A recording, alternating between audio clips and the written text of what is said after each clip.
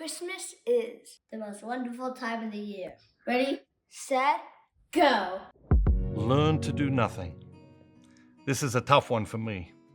I've spent my whole life trying to squeeze the most out of each day, each hour, each moment.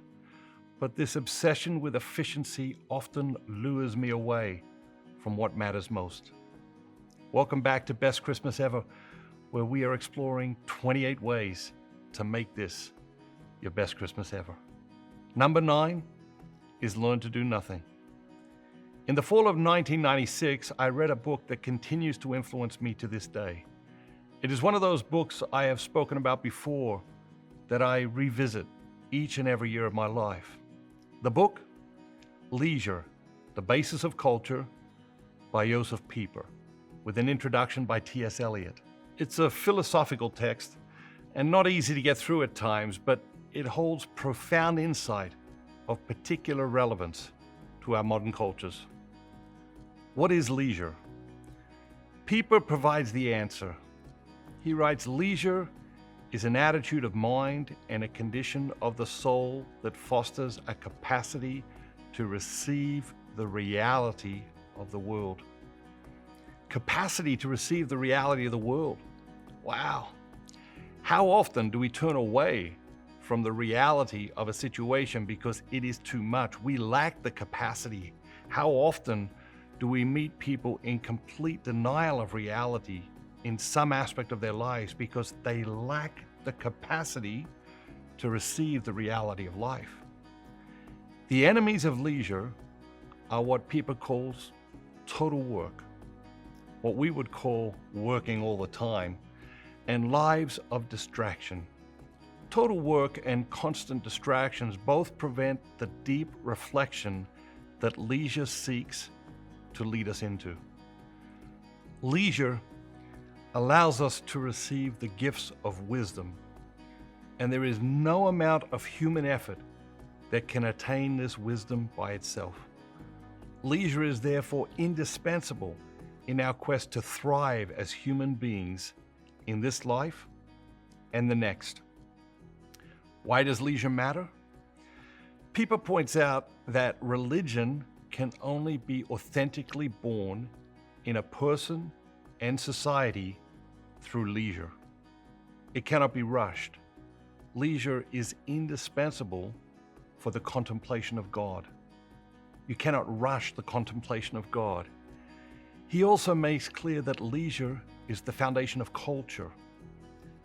Total work makes wisdom, culture, religion, and contemplating God impossible. This is why total work was so central to communism of the 20th century.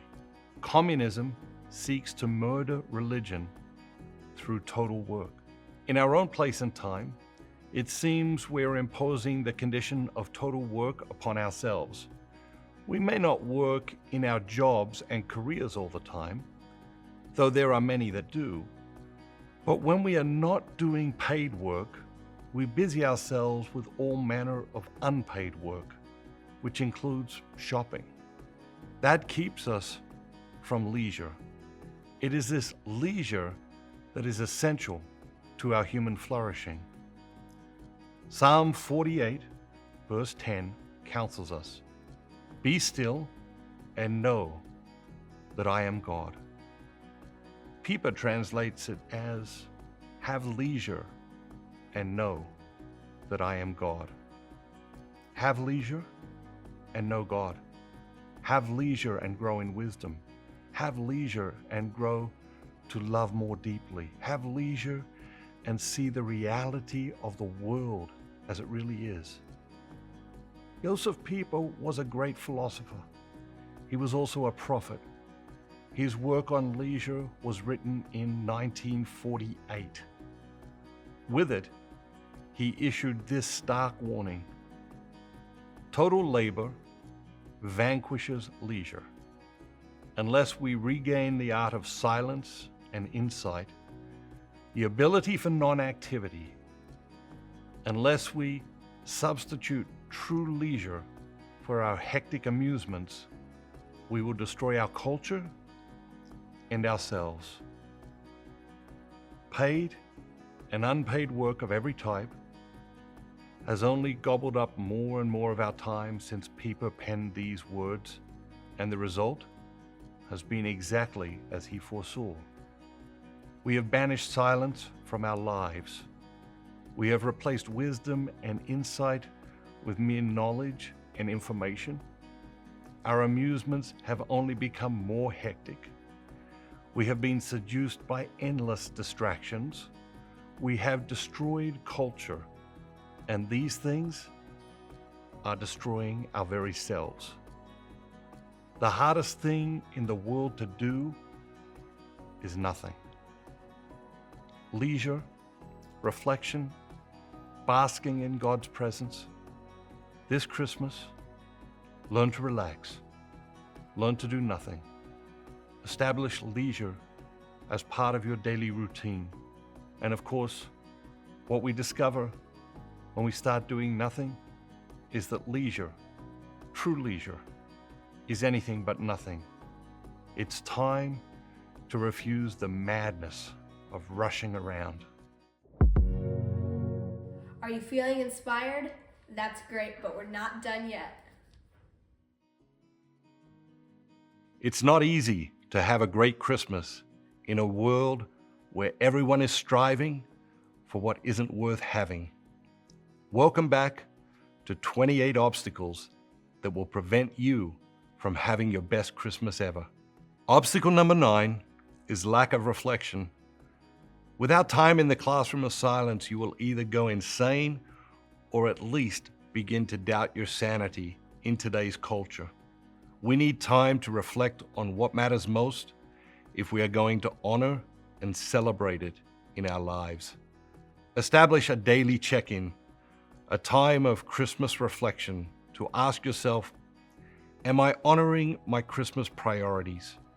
Am I focusing on what is essential? Or am I being carried away by the spirit of the world's superficiality? But remember, find your joy, guard your joy, follow your joy, not just happiness. It seems our culture has confused happiness with comfort, and following comfort will lead you to misery. Find your joy, cherish your joy, guard your joy, and follow your joy.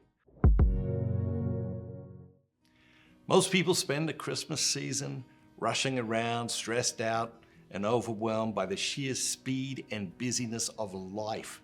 It's no wonder why they feel like their joy has been stolen away. Don't let that be your story. Right now, when you become a Dynamic Catholic Ambassador, we will send you a free copy of my new book, Slowing Down to the Speed of Joy. Nothing will transform your Christmas and your life like learning how to slow down to the speed of joy. So click the button below and join today to get your copy. Have a great day!